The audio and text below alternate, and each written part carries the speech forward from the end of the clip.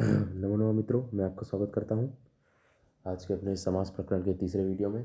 जैसा कि आप लोग जानते हैं, हम तत्पुरुष समास पढ़ रहे थे और उसमें हमने 2 वीडियो बनाए हैं, जिसमें हम चतुर्थी तत्पुरुष तक पढ़ चुके हैं, चतुर्थ तत्पुरुष तक। आज हम पंचम से स्टार्ट करेंगे और मैं बता रहा हूँ दिल्ली यूनिवर्सिटी सेमेस्टर 5 DSC 14 के लिए मैं वीडियो बना रहा हूँ। मैं उस सिलेबस के हिसाब से पढ़ा रहा हूँ। इसमें बहुत चीज़ें मिस होती हैं जो कि हमारे सिलेबस में नहीं है। जितना लगा हुआ है मैं उस पर ही बात कर रहा हूँ और रिवीजन के हिसाब से पढ़ा रहा हूँ। एक रिवाइज आप लोगों को करा रहा हूँ इंपॉर्टेंट एग्जाम्पल के साथ। मैं यहाँ कोई डीप पर्पज से नहीं पढ़ा रहा हूँ, वो कभी स्टार्टिंग से पढ़ाऊँगा तो ज़रूर पढ़ाऊँगा। तो हम स्टार्ट करते हैं। पंचमी बहन हमारा अगला सूत्र है। इसकी अगर हम पदच्छेद देखेंगे तो पंचमी प्रथमा विभक्ति एकवचन का रूप है, बहन द्वितीय विभक्ति एकवचन का रूप है। इसमें कुछ अनुवृत्ति आती है समास तत्पुरुष सहसुबा की, अधिकार आता है। उसके बाद इसकी वित्ति क्या है? वित्ति है चोराद्वयम चोरभयम, चोराद्वयम चोरभयम, ये इसकी वित्ति। बहुत सिंपल सी आप याद कर सकते हो। इस पर कभी कभी पूछ लेता है इस पर व्याख्या, वैसे कम चांसेस हैं। ये छोटा सूत्र है, पूछ भी सकते हैं। तो इसमें क्या है, पंचमी शब्दों के साथ जो भयवाचक समर्थ सुबंत होते हैं उनका समास होता है। जैसे आपने चतुर्थ में देखा था, कुछ शब्द थे हित बलि सुख रचिते जिनका समास होता था। वैसे यहाँ भय शब्द के साथ अगर कोई पंचम शब्द होगा तो उसका समर्थ सुबंध के साथ समास हो जाएगा। अब इसका जो बहुत अहम उदाहरण है, इंपॉर्टेंट है, वो है चोर भयम। ये अक्सर पूछ लिया जाता है, चोर भयम अक्सर इसकी चांसेस होती है पूछने की। तो चोर भयम का अगर हम देखेंगे क्या लौकिक विग्रह, तो क्या होगा चोरात भयम, और इसका अलौकिक विग्रह क्या होगा चोर गसी भयसु। और फिर वही पूरा वर्क होगा जो मैंने पिछले वीडियो में बताया है। पूरा क्या होगा, सबसे पहले क्या कार्य होगा कि ये इस उदाहरण में पंचमी बहन से सूत्र से समास हुआ है। यहाँ पर पंचम पद कौन सा है? चोर गसी। उसके बाद जो भयवाचक शब्द है वो भैंसु है। तो उसके बाद सुपो धातु प्रातिपदिकों से इन दोनों की प्रातिपदिक संज्ञा हो जाएगी। तो अब क्या बचेगा? चोर और सु बचेगा केवल। माफ़ कीजिएगा, गड़बड़ी हो गई, गसी और सु गलती से उसमें हो गया था। गसी और सु की क्या हो जाएगी? सुपो धातु प्रातिपदिकों से सुपो का लुक हो जाएगा। फिर बचेगा चोर भयम। उसके बाद आगे क्या है, वही जैसे मैंने पिछले वीडियो में बताया है, प्रथमा निर्दिष्टम समास उपसर्जन से उपसर्जन पूर्वन से उपसर्जन संज्ञा हो जाएगी। फिर उसके बाद सु आदि विभक्ति करके रुत्व विसर्ग होकर आपका चोर भयम आदेश हो जाएगा। कितना सिंपल उदाहरण है। उदाहरण ये जरूर आएगा, बस आपको पता होना चाहिए किस सूत्र में इस्तेमाल हो रहा है, बस। इसके बाद अगला हमारा जो सिलेबस के हिसाब से लगा हुआ है षष्ठी तत्पुरुष। इसका अगर हम लोग देखें पदच्छेद तो प्रथमा विभक्ति एकवचन है, वही अनुवृत्ति उसी से आ रही है, समास सहसुबा का अधिकार। उसके बाद इसकी जो वृत्ति है बहुत आसान है, सुबंतेन प्रागवत। इसका जो उदाहरण है वो है राजपुरुषा। अब इसमें क्या कहता है कि षष्ठ्यंत का समर्थ सुबंध के साथ विकल्प से समास होता है। जो षष्ठ्यंत पद होगा उसका समर्थ सुबंध के साथ समास हो जाएगा। अब इसका बहुत अहम उदाहरण है, मैंने कहा ना, एक पंचमी भयन चोर भयम और राजपुरुषा, ये दोनों उदाहरण बहुत इंपॉर्टेंट है, सूत्र भी इंपॉर्टेंट है। तो इसका देखिए चोर गसी पुरुषु, जैसे यहाँ चोर गसी भयसु था, वैसे यहाँ पर भी बहुत चेंज नहीं, आप आराम से याद कर सकते हैं। चोर गस भयसु, चोर चोर घस पुरुषु, अलौकिक विग्रह है। इसमें पूरी वही होगा, इन दोनों का सुबह धातु प्रातिपदिक से लोप हो जाएगा। इसका सबसे पहली लाइन में आप क्या लिखेंगे कि इस उदाहरण में षष्ठी तत्पुरुष सूत्र से यहाँ समास हो रहा है। इसमें षष्ठ्यंत पद राजन है और पुरुष जो है वो हमारा समर्थ सुबंध पद है। फिर उसके बाद आप गसी और सु की सुपो धातु प्रातिपदिकों से प्रातिपदिक संज्ञा कर देंगे तो केवल राजन पुरुष बचेगा। और याद रखिएगा, जब राजन पुरुष बचेगा तो इसका ना का लोप होगा। कौन से सूत्र से? मैं पिछले वीडियो में बताया था, न लोपे प्रातिपदिकन से इसके ना का लोप हो जाएगा। फिर केवल राजपुरुषा बचेगा और इसका सु आदि विभक्ति रुत्व विसर्ग करके राजपुरुषा हमारा सिद्ध हो जाएगा। इसी तरह इसका और उदाहरण आप देख सकते हैं, आत्मज्ञानम है, आत्मिगस ज्ञानसु, ये भी कई बार पूछ लेता है एग्जाम में। सेम वैसे ही प्रक्रिया होगी। इसमें पहले आप लिखेंगे कि इसमें षष्ठ्यंत पद से सूत्र में समास हो रहा है। ये क्या हो गया, एक मिनट, हाँ यही है आत्मज्ञानम, हाँ आप लिखेंगे समास हो रहा है। फिर सुपो धातु प्रातिपदिकों से इन दोनों का लुक हो जाएगा, घसी वस्तु का, फिर आत्मज्ञानम बचेगा।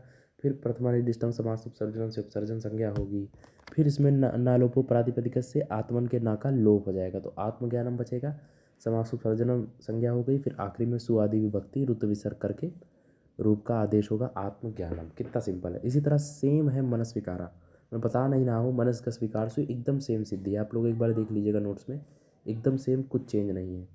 बस लास्ट में इसमें क्या होता है, जैसे यहाँ पे मनस विकारा हो गया है ना, सुपधातु प्रातिपदिक करके। उसके बाद हमने क्या किया, प्रथमानिष्टम समास उपसर्जन कर दिया।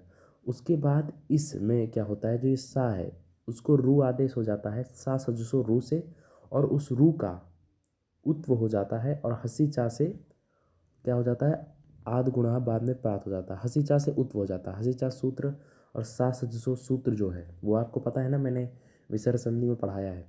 तो सा से रू हुआ, रू के उत की इत संज्ञा हो गई, तो केवल बचा मनस्विकारा, और वहाँ पे ऊ आ गया, तो उस आ और ऊ की क्या हो गई, गुण संज्ञा हो गई। मतलब मन था है ना, सा का अगर हमने लोक कर दिया, सा मान लीजिए लुक हो गया, तो बचा रू, रू का फिर इसके इत संज्ञा हो गई, तो केवल जब ऊ बचा हसीचा सूत्र से, तो उस ऊ में और जो मन का आ है इन दोनों में गुण संज्ञा हो गई, आद गुणा सूत्र लग के मनोविकारा हो गया। क्या हो गया, मनोविकारा। फिर हमारा अंतिम में सुआदि भक्ति रुद्र करके मनोविकारा बना।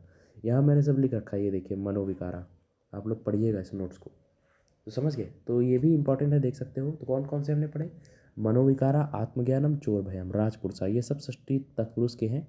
चोर भयम आपका पंचमी बहन का है। अब इसके बाद अंतिम है आपका सप्तमी सौंडे। सप्तमी सौंडे में सप्तमी प्रथमा विभक्ति एक वचन का रूप है, सौंडे जो है तृतीया विभक्ति एक वचन का रूप है। इसमें भी वही अनुवृत्ति समास तत्पुरुष सह सुपाइनी सबका अधिकार आता है। सप्तमतम सौंडाद विभि प्रागवत अच्छेषु सौंडम अच्छ सौंडम रूपादि, अच्छेषु सौंडम अच्छ सौंडम, ये बहुत इंपॉर्टेंट उदाहरण भाइयों हमेशा पूछा जाता है। तो इस सूत्र का भी वही है, सप्तमी सप्तमी का और सौंड आदि समर्थ, यानी सप्तमी वाले शब्द हो और सौंड आदि शब्द हो तो उनका समर्थ सुबंध के साथ समास हो जाता है। तो यहाँ जैसे अच्छ सौंडाहा एक हमारा उदाहरण मिलता है। लौकिक विग्रह अच्छ सौंडा होगा, अलौकिक विग्रह अच्छे से ध्यान रखिएगा अच्छ सुप सौंड सु होगा। फिर यहाँ आप वही पूरा लिखेंगे कि इस उदाहरण में सप्तमी सौंडे सूत्र से समास प्राप्त हुआ है, इसमें सप्तम पद अच्छ सुप है, और उसके बाद समर्थ पद जो है वो हमारा सौंड सु है। इतना आप लिखेंगे, समझ गए ना। इतना लिखने के बाद सुपो धातु प्रातिपदिकों से हमारा सुप का लुक हो जाएगा, तो अच्छ सौंड बचेगा। फिर प्रथमा निर्दिष्टम समास उपसर्जन से उपसर्जन संज्ञा करके अच्छ सौंड रूप सिद्ध होगा। उसके बाद है काव्य की नुपड़ा, इसको हम काव्य नुपड़ा बोलते हैं, ये भी इसी का उदाहरण है सप्तमी सौंडे का। इसमें आप इसका अलौकिक विरह याद रखें, कौव गी निपुणसु, इसमें भी सप्तमी सौंडे से पूरा क्या हो जाएगा, उदाहरण का रूप सिद्ध हो जाएगा, समास होगा सप्तमी सौंडे से। फिर इसकी सुआदि विभक्ति करके काव्य नुपड़ा बचेगा और अंत में काव्य नुपड़ा बन जाएगा। यहाँ गलती से अच्छ सौंडा लिख गया है, आप लोग ध्यान रखिएगा, यहाँ काव्य नुपड़ा ही होगा। एकदम सेम ऐसी सिद्धि, अगर आप ये समझ लें एक बार तो ये भी आ जाएगी। उसके बाद अगले कुछ इंपॉर्टेंट सूत्रों पर हम चलते हैं, ये भी हमारे सिलेबस में लगे हुए हैं और पूछ लिए जाते हैं। ये सूत्र तो बहुत बार पूछा गया है, इस बार भी चांसेस बहुत ज़्यादा हैं, अच्छे से इसको रट लीजिएगा। देखो समाज से कैसे क्वेश्चन आते हैं मैं फिर से बता देता हूँ। समाज से भाइयों दो ही तरह के क्वेश्चन आते हैं, एक वो 3-4 सूत्र की व्याख्या पूछ लेगा। अब व्याख्या में क्या क्या इंपॉर्टेंट है मैं फिर से बता दूं, जैसे विशेषण विशेषण बहुलम इंपॉर्टेंट है। आगे अभी न्याय तत्पुरुष की बात होगी, उसके कुछ सूत्र इंपॉर्टेंट है, जैसे तस्माडी नुच, ये न्याय लोपे न्याय इंपॉर्टेंट है। तस्माडी नुच अभी मैं पीवाई की दिखाऊंगा, ये कुछ एक आध सूत्र पूछ लेता है। बाकी सिद्धि करने के लिए तो इस तरीके के उदाहरण आएंगे, समझ रहे हो ना। तो चलिए अब हम समझते हैं विशेषणम विशेषण बहुलम। विशेषणम प्रथमा विभक्ति भोजन का रूप है, विशेषण तृतीया विभक्ति है, और बहुलम भी प्रथमा विभक्ति है। इसकी अनुवृत्ति आती है पूर्व कालो श्रीमस्त कालो समानाधिकरण कर्पेन से समानाधिकरणेन की इसमें अनुवृत्ति आती है, और समास तत्पुरुष का अधिकार रहता है। अगर आपसे इतना बड़ा अनुवृत्ति ना याद हो तो कोई दिक्कत नहीं है, एक अनुवृत्ति नहीं लिखोगे तो कुछ नहीं होगा। ये समास सहसुपा का इसका लिख देना, वो तो मैंने लिख दिया था, मेरा एक फ्लो बन गया ऐसे लिखने वाला कि अनुवृत्ति लिख दूँ। नहीं, अगर आप नहीं भी लिखोगे तब भी मार्क्स मिल जाएंगे। इस सूत्र की मैं बात कर रहा हूँ, बाकी नहीं, क्योंकि क्या है इस सूत्र की अनुवृत्ति थोड़ी बड़ी है और आपके दिमाग में भी अभी नहीं आएगी, क्योंकि अभी आपने हायर इसके टॉपिक नहीं पढ़े हैं, जैसे षडलिंगेशु, ये सब जितने भी वो हैं षडलिंग प्रकरण जो आदि हैं वो सब आपने अभी तक नहीं पढ़े हैं, तो आपको थोड़ा सा याद करने में दिक्कत हो, तो टीचर भी इस पर उतना ध्यान नहीं देता है। इस सूत्र की बात हो रही है, नहीं कि सारे सूत्र की आप अनुवृत्ति छोड़ दो, बाकी सबकी आप अनुवृत्ति जरूर लिखना। इतना लिख दोगे तो हो जाएगा, सहसुपा का अधिकार है। इसकी वृत्ति जरूर लिखनी है आपको। भेदक भेदेन भेदकम भेदेन समनाधिकरणम बहुल प्रागवत, ये याद रखना। भेदक भेदेन समनाधिकरणेन बहुल प्रागवत, नीलोत्पलनम नीलोत्पलनम बहुल प्रागवत, कुछ चित्रितम कृष्ण सर्पा कुंचित रामो जन्मदंग, ये याद रखना, ये भाइयों ये बहुत बार पूछा गया है, खासकर ये सूत्र जो है ये कई बार पूछ लेता है विशेषण विशेषण प्रॉब्लम, और इसकी वृत्ति जरूर याद रखना। भेदकम भेदेन समानाधिकरणेन बहुल प्रागबंध नीलोत्पलम नील उत्पलम बहुल प्राग्नवत क्वचित्रिकम कृष्ण सर्पहा क्वचित रामो जगदंगमने। रामो जगदंग वाला पार्ट अगर आप नहीं भी लिखते हो तब भी कोई दिक्कत नहीं है, यहाँ तक भी आप लिख दोगे, यहाँ तक याद हो जाता है, बहुत है। वो आगे का है, वो हमें एक्सप्लेनेशन नहीं देनी है, हमसे सिर्फ सूत्र पूछा जाएगा, बाकी आप लिख भी सकते हो, कोई दिक्कत नहीं है, ऐसा तो वो नहीं दिया जाता। उसके बाद क्या है, ये सूत्र क्या कहता है, इसका अर्थ मैंने ले लिया है समान विभक्ति वाले भेदक विशेषण का भेद विशेष के साथ बहुलता से समान होता है। जो समान विभक्ति वाले होते हैं और भेदक अर्थ में होते हैं, जैसे नील चा उत्पलम चा, ये दोनों अलग अलग एक को कर रहे हैं, ऐसे जो विशेष जो होते हैं उनका बहुलता से समास हो जाता है, यही ये सूत्र कहता है। जैसे इसका उदाहरण है नीलोत्पलम, नीलो उत्पलम बहुत बार पूछा गया है, नीलम उत्पलम नील चा नीलसु उत्पलसु, बहुत आसान इसका अलौकिक विग्रह है, याद रखना भाइयों, नीलसु उत्पलसु। विशेषण विशेषण बहुलम से इस सूत्र में समास होगा, आप लोग लिख सकते हो कि नील विशेषण पद है और विशेष पद यहाँ पे उत्पलम सु है। उसके बाद नील उत्पलम का वही सुपधातु प्रातिपदिकों से लोप होगा, इसका नील उत्पलम बचेगा। फिर विशेषण का प्रथमाम उपसर्जन पूर्वम से उपसर्जन आदेश हो जाएगा तो बचेगा नील प्लस उत्पलम, वही पूरी सेम सिद्धि। अगर आप पहले समझ गए होगे उदाहरण सब आप कर ले जाओगे। फिर उसके बाद इन दोनों का गुण हो जाएगा तो नीलोत्पलम बचेगा, क्योंकि अंत में नील के आ है और उत्पलम के उ है, तो इन दोनों को नपुंसक संज्ञा होकर गुण होकर अम आदेश होकर नील उत्पलम बनेगा। अच्छे से भाई उदाहरण एक बार लिख के प्रैक्टिस कर लेना, आपको हो जाएगा क्लियर, ये कई बार पूछा रहा। इसी तरह एक उदाहरण इस पे बेस पे निर्मला गुड़ा भी है, निर्मल जस गुड़ जस सेम है, सुपधातु प्रातिपदिकों से इनकी लुक हो जाएगा, निर्मल गुड़ बचेगा। फिर उसके बाद वही आपका पूरा प्रथमा बहुवचन जस होकर रूप सिद्ध होगा निर्मल गुड़ा। देखिए यहाँ पे गुण संज्ञा नहीं हुई, वहाँ पे हो गई थी, तो अलग अलग हैं उदाहरणों में, अलग अलग चीज़ें हैं, कुछ में होते ही कुछ में नहीं। अब जैसे एक उदाहरण है कृष्ण चतुर्दशी, ये भी एक बार पूछा है, कृष्ण सु चतुर्दशी सु, एकदम सेम है। पहले आप लिखोगे कि इसका विशेषण विशेषण बहुलम से समास हुआ है, फिर इसकी सु की रुत विसर्ग आप सुपो धातु प्रातिपदिकों से प्रातिपदिक संज्ञा लुक कर दोगे, प्रथमा निर्दिष्टम समास उपसर्जनम से कृष्ण चतुर्दश बचेगा, यहाँ पे सब चीज़ लिखी हुई है। उसके बाद फिर चतुर्दशी बन जाएगा। अब यहाँ पे एक सूत्र आता है, आप देख सकते हो, स्त्रियाँ पुंदपादि पुसंगत नदम, ये जो सूत्र है स्त्रियाँ पुंदतासिनी, इससे क्या होता है समानाधिकरणे, इससे क्या होता है सूत्र के दौरान कृष्ण को पुंदव भाव हो जाता है, सु आया और रूप सिद्ध हुआ, स्त्रीलिंग सु, ये स्त्रीलिंग में सिद्ध हो जाता है, इसलिए स्त्री पुंदपादि पुसंगतनाथ जो ये सूत्र है समानाधिकरणे, इससे कृष्ण चतुर्दशी स्त्रीलिंग का उदाहरण बन जाता है। ये आप है, ये आप एक बार याद कर लेना, अगर सूत्र याद होता है तो ठीक है, बाकी नहीं भी याद होता है तो कोई इतना ध्यान नहीं देगा इस पर, क्योंकि ये एक बार एग्ज़ाम में आया था और इस बार भी मैं इस पर कंफर्म नहीं हूँ, मैं सूत्र ले लिया हूँ, बाकी मैं बता नहीं सकता, क्योंकि कई बार क्या है डी वाले बस वो सूत्र से सिद्धि हो रही है। जैसे यहाँ पर कृष्ण चतुर्दशी उदाहरण जो है ये विशेषण विशेषण बहुलम में आ रहा है, इसलिए मैंने ले लिया है, तो कई बार इसको पूछ लेते हैं, एक बार पूछा भी था शायद PY के में। बाकी आप देख सकते हो स्त्रिया पुंदतादि पुसंगनाद, ये जो सूत्र है समानाधिकरण स्त्रिया पूर्व उत्तरी, आप लोग देख लेना एक बार, है ना। बाकी अगला जो हमारा पार्ट है 3 सूत्र बचे हैं, न्याय तत्पुरुष हमारा आ रहा है, न्याय तत्पुरुष पर हम चर्चा करेंगे। तो न्याय पहला सूत्र है, न्याय प्रथम विभक्ति एकवचन है, सहसुपास इसमें अनुवृत्ति आती है, तत्पुरुष समास का अधिकार है। न्याय सुपा सहवास समस्तते, न्याय सुपा सहवास समस्तते, न्याय सुपा सहवास समस्तते। न्याय इस अब का समर्थ सुबंध के साथ समास होता है, बहुत सिंपल सूत्र है, एक विधि सूत्र है, न्याय सुपा सहवास समस्तते, इसकी आप पूछ लेता है, इसकी व्याख्या पूछ लेता है, न्याय जो सूत्र है इसकी व्याख्या पूछ लेता है, न्याय तत्पुरुष में कह देगा न्याय सूत्र को वो स्पष्ट कीजिए, 4-5 सूत्र में ये भी दे देगा।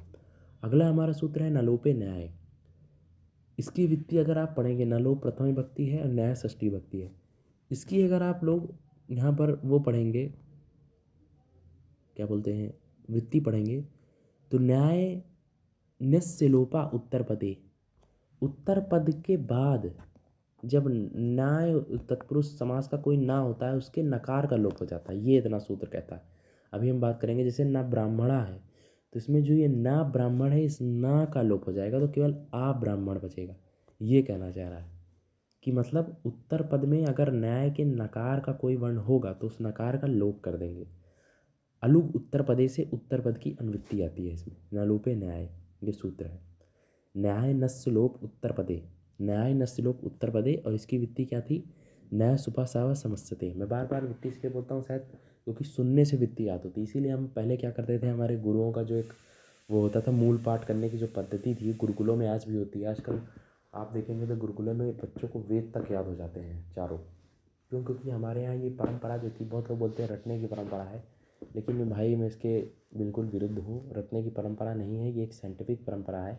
आप खुद किसी चीज़ को 10 दिन तक लगातार सुन के देखो। भाई मैं खुद बता रहा हूँ, जब मैं संज्ञा प्रकरण पढ़ रहा था तो मेरे भी डीओ में मैंने जब पढ़ा था तो जो प्रोफेसर थे वो भी संज्ञा प्रकरण का मूल पाठ कराया करते थे। तो उससे क्या है कि बहुत हद तक संज्ञा प्रकरण के सूत्र एकदम दिमाग में घुस से जाते हैं, आपको याद हो जाएंगे। इसीलिए मैं कहता हूँ कि अब तो खैर एग्ज़ाम टाइम में अब तो मत करने बैठना मूल पाठ, नहीं कुछ नहीं होने वाला है। अगर आप एक अच्छे स्टूडेंट हो जो शुरू से ग्रामर को पढ़ रहे हैं और अच्छे से आप ले जाना चाहते हो, मान लो आप मेरा वीडियो देख रहे हो सकता है मैंने जब वीडियो डाला हो उसके आप 5-6 साल बाद देख रहे हो, लेकिन आप ऐसे स्टूडेंट हो जो शुरू से देख रहे हो, सेमेस्टर शुरू हुआ नहीं कि आप वीडियो देखने लग गए। तो मैं उनके लिए कह रहा हूँ कि आप लोग अगर अभी से मूल पाठ करोगे, जो भी आपका लगा है संज्ञा संधि समास का, तो उससे आपको फ़ायदा ये होगा कि आपको ठीक पड़ेगा। देखिए मेरा भी कई बार उच्चारण आप लोग देखते हो गलत हो जाता है, जो सच्चाई है मैं खुद ही बोल देता हूँ। क्यों गलत हो जाता है, क्योंकि मैं भी गुरुकुल पद्धति से नहीं रहा हूँ, मॉडर्न पद्धति से रहा हूँ, लेकिन मैंने हाँ कुछ तो ज़रूर उच्चारण किए हैं जिनकी वजह से मैं बोल पाता हूँ, कुछ समझा पाता हूँ। तो यही चीज़ है, उच्चारण का बहुत बड़ा फ़र्क होता है। आप लोग ज़रूर मूल पाठ सिर्फ सुनिए, उच्चारण नहीं कर पा रहे हैं आप सुना करिए, सुनने से भी दिमाग में घुसेगा तो सूत्र याद हो जाएंगे। तो आप कोई भी कॉम्पिटिटिव एग्ज़ाम में बैठोगे अगर यूजीसी नेट वगैरह में, तो आप आराम से, मैं कह रहा हूँ कि हिट करेगा और आप एग्ज़ाम क्लियर कर सकते हो, यहाँ पर भी याद रहेगा। ठीक है, अब ज़्यादा बातें नहीं करूँगा, नहीं लोग कहेंगे ज्ञान दे रहा है, चलिए छोड़िए। तो उसके बाद ना ब्राह्मणा बहुत बार भाई पूछा गया है, आप ब्राह्मणा इसको अच्छे से करके जाना, बहुत सिंपल है। ना प्लस ब्राह्मणा, इसका ना ब्राह्मणा लौकिक विग्रह है, ना ब्राह्मण सु अलौकिक विग्रह है। ना ब्राह्मण सु यहाँ पर आप लिखोगे कि इसकी प्रातिपदिक संज्ञा होकर न्याय सूत्र से समास हो रहा है। फिर इसका प्रातिपदिक संज्ञा सु का लुक कर देंगे तो सु का लुक हो जाएगा, ना ब्राह्मण बचेगा। अब इसमें देखिए आगे क्या लिखा है, ना उपसर्जन और पूर्व प्रयोग, ना लोपे न्याय से इस उत्तर पद के परे होने पर नकार का लोप हो जाएगा। बस ना लोपे न्याय जो हमारा सूत्र था, जो हमने ऊपर अभी पढ़ा है, वो क्या करता है, नकार के ना का लोप कर देता है, तो केवल बचेगा आ ब्राह्मणा, बस इतना है सूत्र कहता है। इसी तरह न ब्राह्मण, हाँ ठीक है। इसके बाद अगला हमारा सूत्र आता है तस्माद इनुचि। ये भाई बहुत बार पूछा गया है, ये सूत्र इंपॉर्टेंट सूत्र है। अभी मैं PYQ हो सकेगा तो दिखाऊंगा, अगले वीडियो में दिखाऊंगा, अब इसमें नहीं, क्योंकि अगला वीडियो छोटा सा होगा, दो ही आपके समास अब बचेंगे, बहुवीरी समास बचेगा आपका और द्वंद्व तत्पुरुष आपका बचेगा। द्वंद्व समास माफ कीजिएगा, द्वंद्व गलती से बोल दिया, वो बचेगा। बाकी जो संख्या तत्पुरुष आदि हैं, उत्तर पद तत्पुरुष हैं, वो सब यहाँ पे नहीं लगे हुए हैं, सिलेबस में हमारे नहीं है, इतना ब्रॉड सिलेबस नहीं है। अगर आप शुरू से पढ़ रहे हो तो आप बहुत जल्दी कवर कर सकते हो। तो तस्माद नुचि जो हमारा अगला सूत्र है, तस्माद नुट अची, ये सूत्र है। तस्माद पंचमी विभक्ति का वचन का रूप है, नुट प्रथमा विभक्ति है और अची सप्तमी विभक्ति है। नालोपे न्याय से भी इसमें न्याय की वो आती है, अलुग उत्तर पदे से उत्तर पदे की अनुवृत्ति आती है, तो दो चीज़ की अनुवृत्ति आती है।